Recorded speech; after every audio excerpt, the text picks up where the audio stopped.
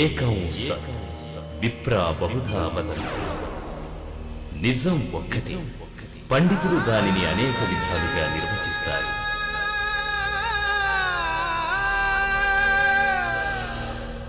ఓం నమో వెంకటేశాయ. అపూర్వమైన పౌరాణిక కథనాలకు దృశ్య రూపం, మనకు కలిగే సందేహాలకు ఆధునిక సంఘటనలు జోళవించి మేళవించి చేసేటటువంటి వ్యాఖ్యాన వచన రూపం భక్తి చైతన్యం పురాణ గాథాల కార్యక్రమానికి స్వాగతం.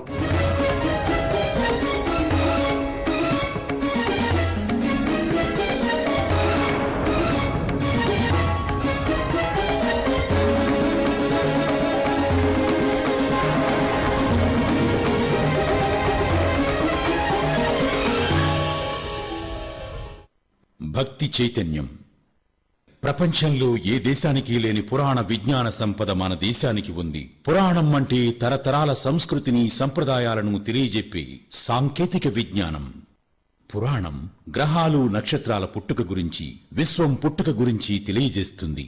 అసలు సృష్టి ఎలా ఏర్పడింది, సృష్టిలో పశుపక్షులు, జంతుజాలం, మానవులు ఎలా ఆవిర్భవించారు, సృష్టికి ప్రారంభం ఏమిటి, ఇలా అనేక వైజ్ఞానిక విషయాలను మనకు వివరించే కాలనిధి.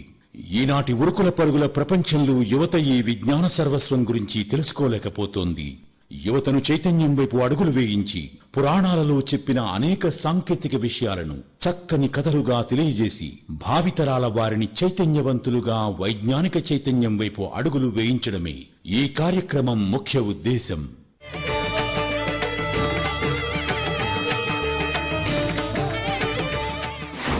యమ నియమానికి తిరుగులేదు, యమధర్మానికి అంతకంటే మించి ఎదురు లేరు. స్త్రీ కాని పురుషుడు కాని, చక్రవర్తి కాని భిక్షకుడు కాని, పారాణి ఆరని నూతన వధువు కాని, ముక్కు పచ్చలారని పసిబాలుడు కాని మృత్యు నియమమునకు ఆధీనులు. ఈ దండధరుడు మార్కండేయుణ్ణి ఏం చేయబోతున్నాడో 16వ ప్రాయం దాటకుండా ఆయువు తీరవలెనని ఆ పరమేశ్వరుడి ఆజ్ఞ. మరుద్వతి ఆవేదన, ఆందోళన వెనుక ఉన్న కారణం ఏమిటి? మన పిల్లవాడి ముద్దు ముచ్చటలింకా 3 మాసాలే మనకు మిగిలాయి. పాము కాటు నుంచి ఒక కోయబాలుని రక్షించాడు. ఈ దీవెనలు నిజంగా ఫలించి మార్కండేయుడు మృత్యుంజయుడు అవుతాడా? అసలు నేను దివి నుండి భువికి దిగిరావడానికి కారణం కూడా అది. మీ ఆశీర్వచనమైన దీర్ఘాయుష్మాన్ భవ అన్న శబ్దఘోష విని నేను ఇక్కడికి వచ్చాను. మార్కండేయుడు యముణ్ణి ఏ విధంగా ఎదిరించబోతున్నాడో. సప్తఋషుల ఆశీర్వాదం ఈ అల్పాయుష్కుని ఆయుష్ పెంచుతుందా? ఈ కాలయముని యమపాశాన్ని నిలువరిస్తుందా? మార్కండేయుడు మృత్యువు గురించి, మరణం గురించి తెలుసుకుంటానని చెప్తున్నాడు. ఎవరి చూపు తమపై జీవిత కాలంలో పడకూడదు అంటూ ప్రార్థన చేస్తారో అటు మహాశక్తి మృత్యుదేవత. అది ఎవరు? మరి ఈ బాలుడైన మార్కండేయుడు మృత్యు గురించి తెలుసుకుంటానంటే తండ్రి మృకండు, తల్లి మరుద్వతి వాళ్ళిద్దరూ ఒప్పుకుంటారా? మరణ మర్మం బోధిస్తే అర్థం కాదు. అయితే తెలుసుకుంటాను. మీ ద్వారా అన్ని శాస్త్రాలు నేర్చుకున్న నేను మృత్యువు గురించి నా అనుభవం ద్వారా తెలుసుకుంటాను. అదేగా మీరు ఆశిస్తున్నది? పునరపి జననం పునరపి మరణం పునరపి జననే జఠరే శయనం ఇహ సంసారే బహుదుస్తారే కృపయా పారే పాహి మురారే అంటారు శంకర భగవత్పాదుల వారు. భజ గోవిందం భజ గోవిందం గోవిందం భజ మూఢమతే. మరణం, మోక్షం, జననం, వీటి గురించి వింటూ ఉంటే మనలో ఏదో తెలియని ఒక జిజ్ఞాస మొదలవుతుంది. తెలుసుకోవాలి అనే కోరిక ఆరంభమవుతుంది. వీటి గురించి తెలుసుకోవాలి అనే సృష్టిలో ఉన్న జీవరాశుల్లో ఏ జీవరాశికి ఉండదండి? అందరూ ప్రయత్నం చేస్తూ ఉంటారు. కానీ వాడికి బుద్ధి, వివేచన, ఆలోచనలు లేవు. ఒక్క మనిషికి తప్ప. కనుకనే ఒక్క మనిషి మాత్రమే ప్రత్యేకించి మరణం అంటే ఏమిటి, మోక్షం అంటే ఏమిటి అనే జిజ్ఞాసతో ఆలోచించే ప్రయత్నం చేస్తుంటాడు. సృష్టిలో ఉండేటటువంటి అనంత కోటి జీవరాశులలో ఈ మానవుడు ఒక జీవరాశికి చెందినవాడే. 84 లక్షల జీవరాశులలో ఇతడు ఒక ప్రాణి, ఒక జీవమే అయినా కూడా ఇతడికి బుద్ధి విశేషంగా ఉంది. మిగతా అన్నీ కూడా ఒక రకంగా ఉంటాయి. ఆహార నిద్ర భయమైథునాని సామాన్యమేతత్ పశుభిర్నరాణాం జ్ఞానం హితేషాం అధికో విశేష. జనన మరణ చక్ర భ్రమణాల గురించి, పుట్టినది మొదలు చచ్చే వరకు సాగే జీవన విధానం గురించి, జీవిత విధానం గురించి ఊహ తెలిసినప్పటి నుంచి కానివ్వండి, లేదా అది మానవుడి మెదడులో పరిపక్వ స్థితికి వచ్చినప్పటి నుంచి కానివ్వండి, మనిషి మరణం గురించి, జననం గురించి నిరంతరం ఆలోచిస్తూనే ఉంటాడు. చనిపోయిన మానవుడు, చనిపోవడం అంటే తను ఉన్న ప్రాంతాన్ని, తన వాళ్ళని వదిలి దూరంగా వెళ్ళిపోవడం అనే భావనలో ఆ చనిపోయిన వ్యక్తి గురించి ఆలోచిస్తూ తిరిగి ఏనాటికైనా ఆ చనిపోయిన వ్యక్తి తమ వద్దకు వస్తాడు అనే దూరపు ఆలోచనలో ఆ మనిషి శరీరాన్ని చాలా జాగ్రత్తగా భద్రపరిచేటటువంటి వాడు.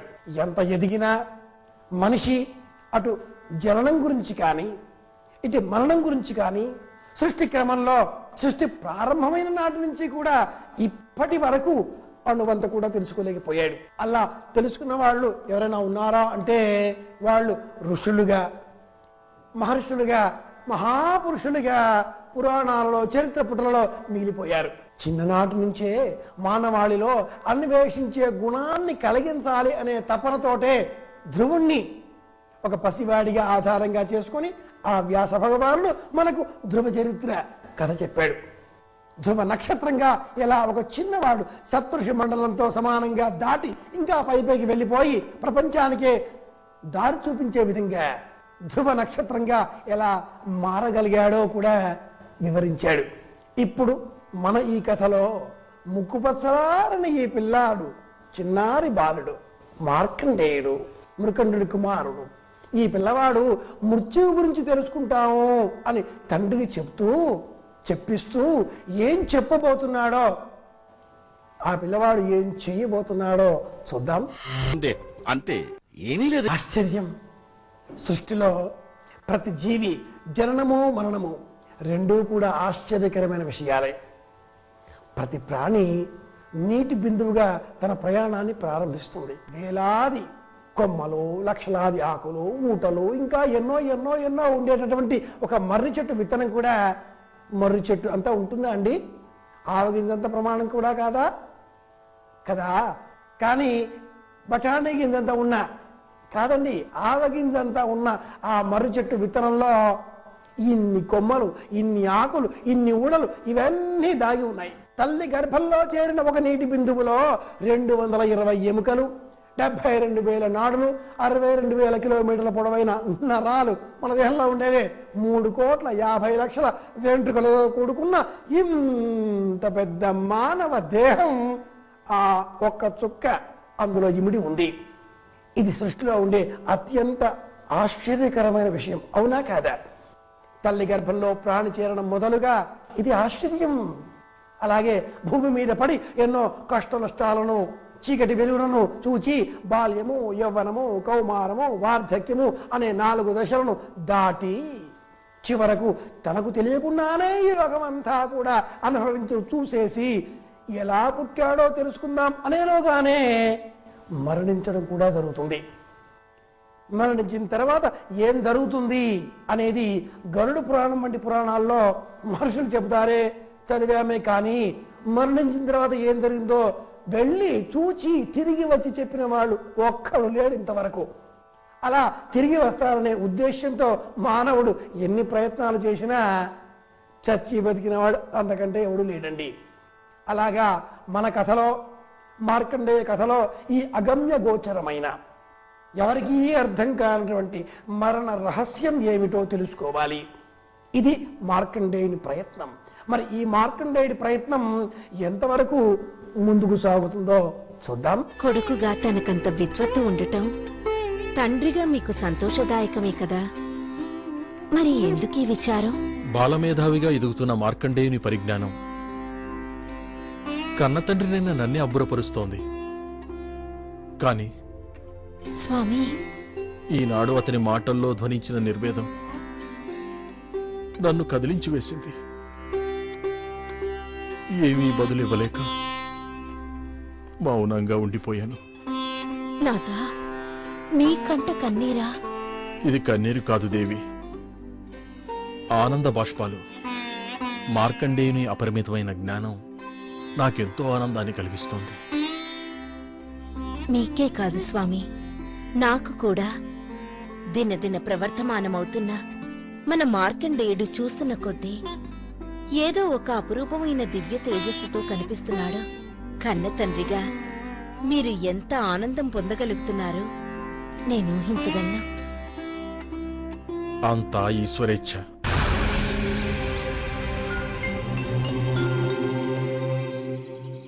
మార్కండేయుని వలన రాబో కాలంలో మానవానికి గొప్ప మేలు జరిగింది. సర్వులకు మహోన్నతమైన లోకధర్మమును మృత్యుంజయ మహామంత్రమును ఉపదేశించగలడు. అట్లయినా ఈ బాలుణ్ణి మేమే స్వయంగా పరీక్షిస్తాం. ఇది మరణం. ఈ మరణాన్ని జయించాలి అని ఆ గర్భంలో ఉండే శిశువు తాపత్రయపడుతూ ఉంటుంది. చెట్టు నుంచి బాగా పండిపోయిన పండ్లు చెట్టు నుంచి విడిపడి భూమి మీద పడితే అది తిరిగి చెట్టును చేరుతుందా? చేరిన చెట్టు తిరిగి తీసుకోగలుగుతుందా? అతికించుకోగలుగుతుందా? వీలు కాని పని. ఇదే పరిస్థితి ఆత్మది కూడా. ఈ ఆత్మ శరీరాన్ని విడిచిపెట్టి పక్కకి వెళ్ళిపోయింది.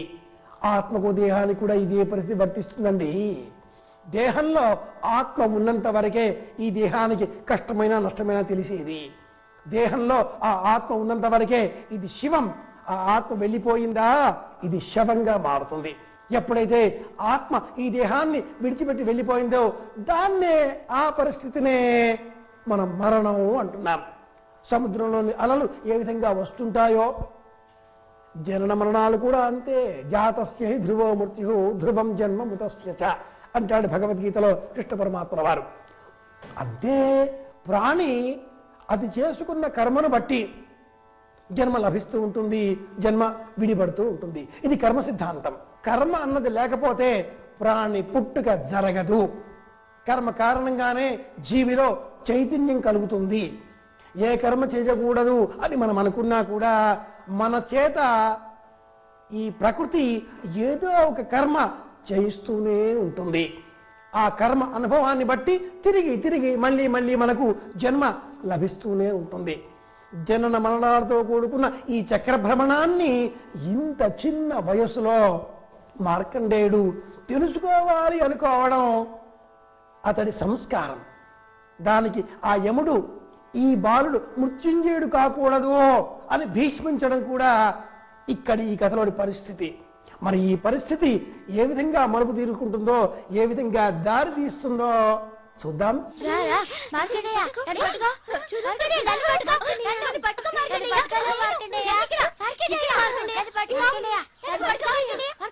ఈ మరణాన్ని జయించాలి అనే ఆలోచనతో మానవుడో దానవుడో దేవవర్గానికి చెందినవాడో ఎవరు ప్రయత్నించినా ఆ ప్రయత్నానికి ఎలా భంగం కలిగించాలో, ఆ ప్రాణాన్ని తిరిగి తన గుప్పిట్లోకి ఎలా తెచ్చుకోవాలో మరణ శాసకుడు, మరణ కారకుడు ఆయన ఆ యమధర్మరాజుకు బాగా తెలుసు.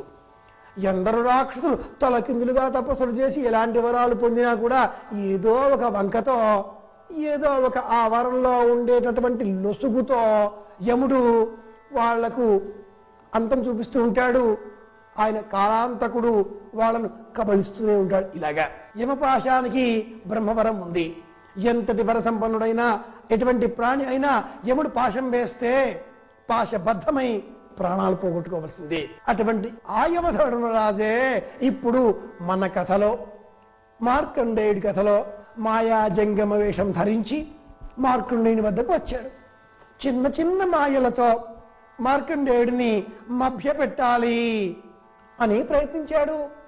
మార్కండేయుడి ప్రశ్నలకు యమధర్మరాజు నివ్వెరపోవడం ఏ వింత కథలకు దారితీస్తుంది చూద్దాం. ఇది భ్రమ. జీవితమే భ్రమ అని మర్చిపోతాం మనం. మరణం లేని జీవనం అనేది ఉండదు, అది భ్రమ.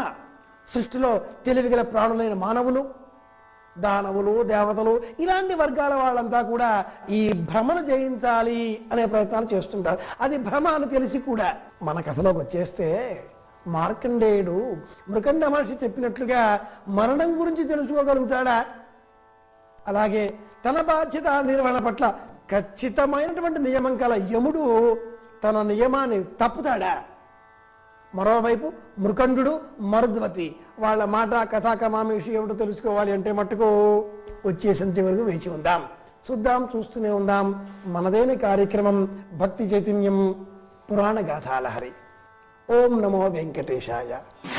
యమధర్మరాజే జంగమదేవ రూపంలో వచ్చి నిలిచి మరుద్మతిని అయోమయంలో పడవేశాడు.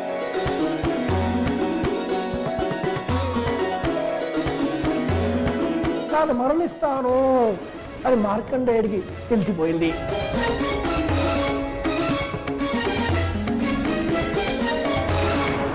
ఈ ముని దంపతులకు, వీళ్ళ కథలకు ఆ పరమేశ్వరుడు ఎలాంటి మలుపు తిప్పబోతున్నాడో